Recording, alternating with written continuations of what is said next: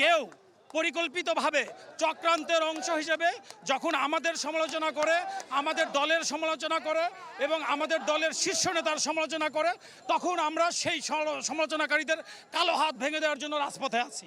একটা ঘটনা ঘটলেই তারেক রহমানকে টার্গেট করছে, যেটা 17 বছর শেখ হাসিনা করেছিল সেই কাজটা করছে ভারতের এজেন্টরা। আমরা তাদের প্রতিহত করার জন্য এবং তাদের বিরুদ্ধে আজকের এই বিক্ষোভের ডাক স্বেচ্ছাসেবক দলের। এদিকে ঢাকা বিশ্ববিদ্যালয়ের টিএসসি অডিটোরিয়ামে গণ অভ্যুত্থানের বাকবদলের দিন শীর্ষক আলোচনা সভায় অংশ নেন ফেসিবাদ বিরোধী আন্দোলনে অংশ নেওয়া ছাত্র সংগঠনের নেতারা।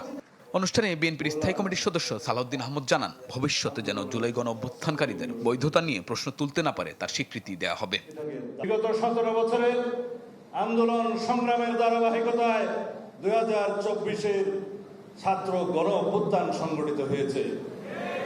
মাত্র 36 দিনে একটি ফ্যাসিবাদী সরকারকে সরিয়ে দেওয়া সম্ভব নয়। জুলাইয়ের ছাত্র গণ অভ্যুত্থানের যথাযথ মর্যাদা দেব, রাষ্ট্রীয় স্বীকৃতি দেব, সাংবিধানিক স্বীকৃতি দেব, সংবিধানের 4th তফসিলে তার বর্ণনা থাকবে, সেই বৈধতা দেওয়া হবে। সেখানে সম্প্রতি রাজনৈতিক কর্মসূচিতে অশ্লীল স্লোগানের সমালোচনা করেন সালাউদ্দিন আহমদ। একটা বিষয়ে আমাদের ঐক্যবদ্ধ থাকতে হবে, এই দেশে কখনো আওয়ামী ফ্যাসিবাদের জায়গা হবে না।